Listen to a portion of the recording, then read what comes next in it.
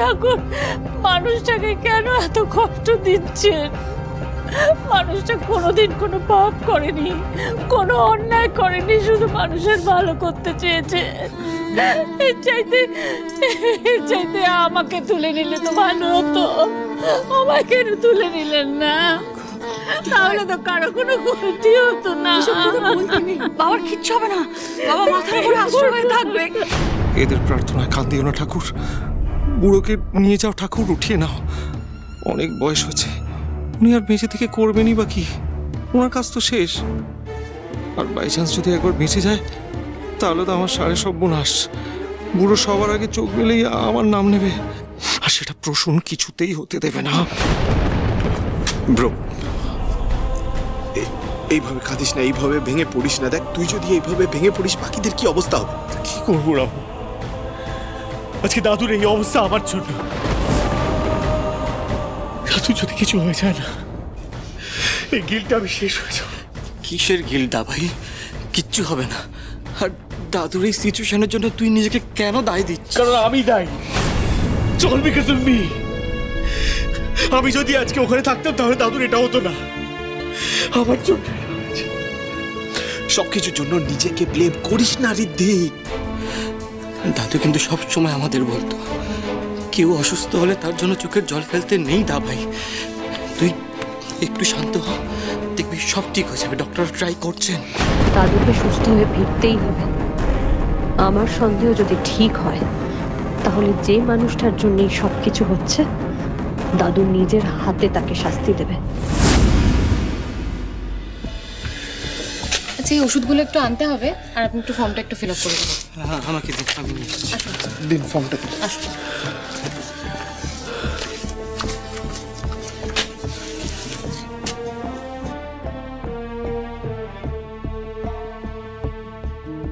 ওনার এই জিনিসগুলো একটু রেখে দিন।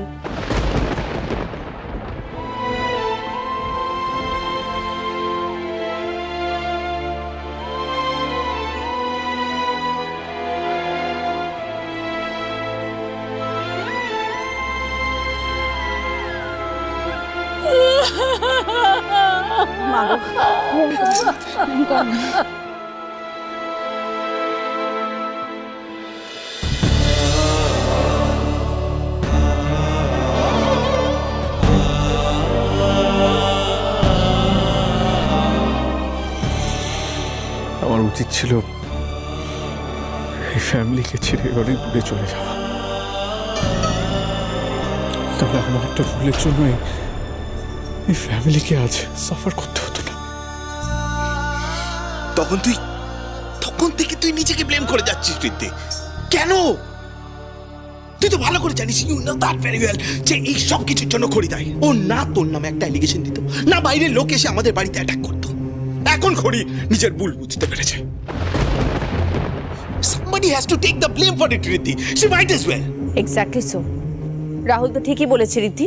তুমি একবার ভেবে দেখো না, আজ অবধি কখনো হয়েছে যে সিংহরায় বাড়িতে বাইরের লোক ঢুকে বাড়িরই লোককে অ্যাটাক করে গেছে? হয়নি। কিন্তু আজ সেটা হলো। এবার কেন সেটা তুমি একবার ভেবে দেখো।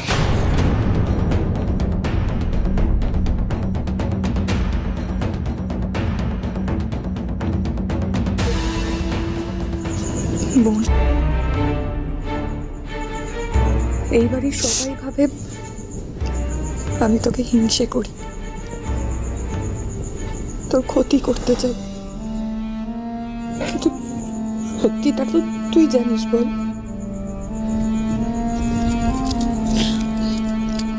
আজ আমি তোকে কয়েকটা কথা বলবো যেটা তোকে বুঝতেই হবে। তুই সেদিনকে রাগের মাথায় যে ডিসিশনটা নিয়েছিস সেটা অনেক বড় ভুল ডিসিশন। তার জন্য আজ বাড়ির প্রত্যেকটা মানুষকে সাফার করতে হচ্ছে। আরেকটা কথা, আদি কালীবাজারের প্রত্যেকটা মানুষ তোকে চোখ বন্ধ করে বিশ্বাস করে। তাই তুই যখন বলেছিস ঋদ্ধি খুন করেছে, ওরা কিন্তু সেটা মেনে নিয়েছে। আর তারপর যে রিয়াকশনটা ওরা দিচ্ছে তার উপরে কিন্তু আমাদের কোনো কন্ট্রোল নেই। আজকে দাদুর এই অবস্থা, এই বাড়ির প্রত্যেকের এই অবস্থা।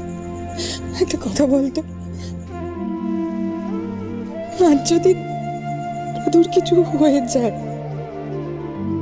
তুই পারবি নিজেকে ক্ষমা করতে?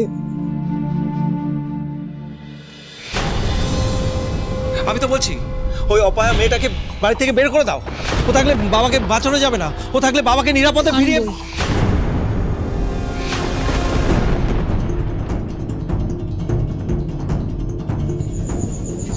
দাদু সুস্থ হয়ে উঠবে, দাদু আবার সোজা হয়ে উঠে দাঁড়াবে, দাদুর কিছু হবে না। তখন আমরা সব জানতে পারব কারা রাতের অন্ধকারে বাড়িতে ঢুকেছিল, কারা দাদুকে আঘাত করেছে। এত বড় একটা চক্রান্ত কারা করছে সব জানব।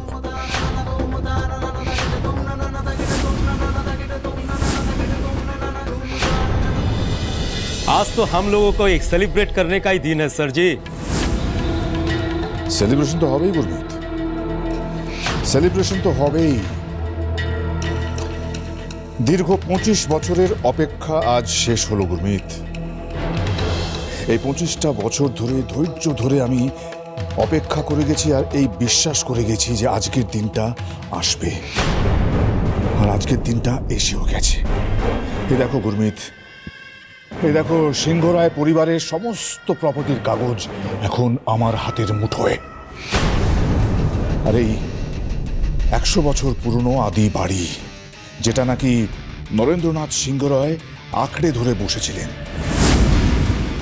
ওই পরিবারের শিক্ষা সংস্কার জানি ওনার আকাশ ছোঁয়া গর্ব ছিল, অহংকার ছিল, সে বাড়ি এখন দেবাংশুর, মানে আমার।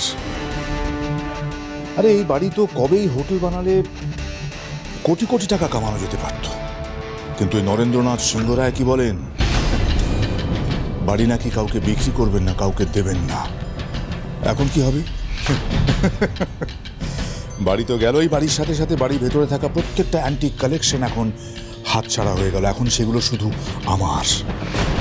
আর 25 বছর আগে আমাকে যেভাবে বাড়ি থেকে তাড়িয়ে দেওয়া হয়েছিল, ওদেরকেও ঠিক একইভাবে তাড়াবো আমি।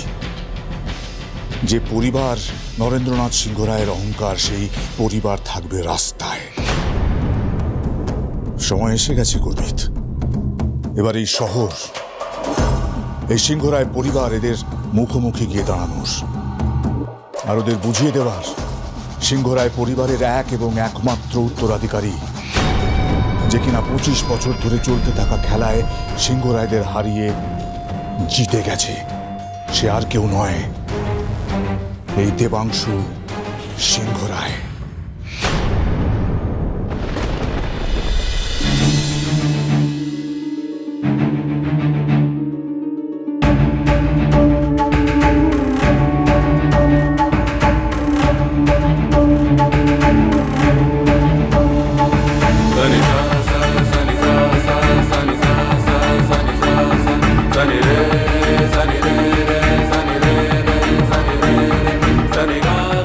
চিরটা কাল বিপদে আপদে সবসময় তোমাকে স্মরণ করেছি ঠাকুর, সবসময় তোমার উপর বিশ্বাস রেখেছি তুমি আমাদের সবাইকে ভালো রাখবে, ভালোর সাথে কখনো খারাপ হতে দেবে না।